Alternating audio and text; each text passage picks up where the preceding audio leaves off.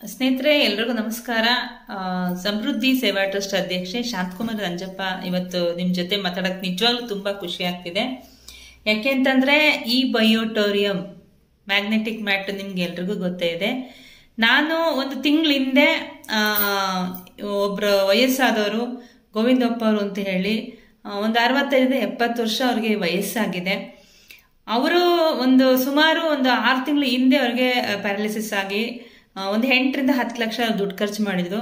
ನಾನು ಇದ್ರ ಬಗ್ಗೆ ಮಾಹಿತಿ ಕೊಟ್ಟಾಗ ಹೌದಾ ಆಯ್ತು, ಎಷ್ಟೋ ದುಡ್ಡು ಖರ್ಚು ಮಾಡ್ಬಿಟ್ಟಿದೀವಿ, ಆಯ್ತು ಇದು ಒಂದು ನೋಡೋಣ ಕಣವ ತಂದು ಕೊಡಿ ಅಂತ ಹೇಳಿದ್ರು.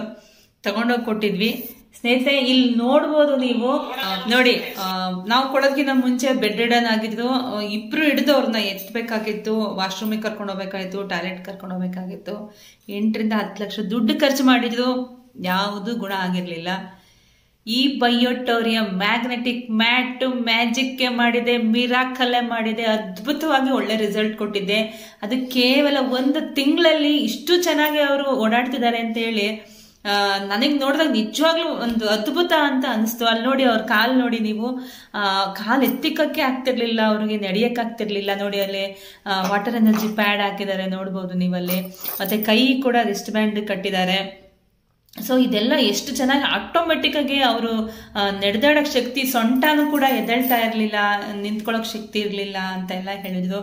ಇವತ್ತು ಅವ್ರು ನೋಡಿ, ನಿಮ್ಗೆ ನೋಡಿ ಕಾಣಿಸ್ತಿದೆ, ಕಣ್ಣಲ್ಲೇ ಕಾಣಿಸ್ತಿದೆ ಅವ್ರ ರಿಸಲ್ಟ್. ನಿಜವಾಗ್ಲೂ ಇದೊಂದು ಎಲ್ಲರೂ ಮೆಚ್ಚುವಂತಹದ್ದು. ಪ್ರತಿಯೊಬ್ರು ಕೂಡ ನಿಜವಾಗ್ಲೂ ಏನು ಮ್ಯಾಗ್ನೆಟಿಕ್ ಮ್ಯಾಟ್ ನ ಬಳಸಿ BP, ಶುಗರು, ಥೈರಾಯ್ಡು, ಪೈಲ್ಸ್ ಇರ್ಬೋದು, ಸ್ಟ್ರೋಕ್ ಆಗಿರ್ಬೋದು, ಏನೇ ಸಮಸ್ಯೆ 360 ಕಾಯಿಲೆಗೂ ಇದು ರಾಮಬಾಣ. ಯಾಕೆಂದ್ರೆ ನಾವು ನಮ್ಮ ಫ್ಯಾಮಿಲಿಗೆ ಬಳಸ್ಕೊಂಡಾದ್ಮೇಲೆ ನಾನು ಪ್ರತಿಯೊಂದು ಮನೆಗೂ ಸಂಕಲ್ಪ ಮಾಡಿದ್ದೀನಿ, ಪ್ರತಿಯೊಂದು ಮನೆಗೂ ನಾನು ಈ ಬಯೋಮ್ಯಾಗ್ನೆಟಿಕ್ ಮ್ಯಾಟ್ ನ ಕೊಡಬೇಕು, ಮತ್ತೆ ಅವ್ರ ಜೀವಗಳನ್ನ ಉಳಿಸ್ಬೇಕು ಅನ್ನೋದು. ಯಾಕಂದ್ರೆ ಕೋಟಿ ಕೊಟ್ಟರು ಇವತ್ತು ಆರೋಗ್ಯ ಸಿಗ್ತಿರ್ಲಿಲ್ಲ. ನೋಡಿ 9,600 ರೂಪಾಯಿಗೆ ಇವತ್ತು ಅವ್ರು ಎದ್ದು ನಡೆದಾಡೋ ಶಕ್ತಿ ಕೊಟ್ಟಿದೆ ಆ ಮ್ಯಾಗ್ನೆಟಿಕ್ ಮ್ಯಾಟ್. ಅಂದ್ರೆ ಎಷ್ಟು ಶಕ್ತಿ ಇದೆ ಅಂತ ನಾವು ನೀವೆಲ್ಲರೂ ಅರ್ಥ ಮಾಡ್ಕೋಬೇಕಾಗತ್ತೆ. ಎಲ್ರು ಬಳಸಿ ಆರೋಗ್ಯ ಹೆಚ್ಚಿಸ್ಕೊಳ್ಳಿ ಅಂತ ಹೇಳಕ್ ಇಷ್ಟಪಡ್ತೀನಿ. ಎಲ್ರಿಗೂ ಒಳ್ಳೇದಾಗ್ಲಿ. ಧನ್ಯವಾದಗಳು.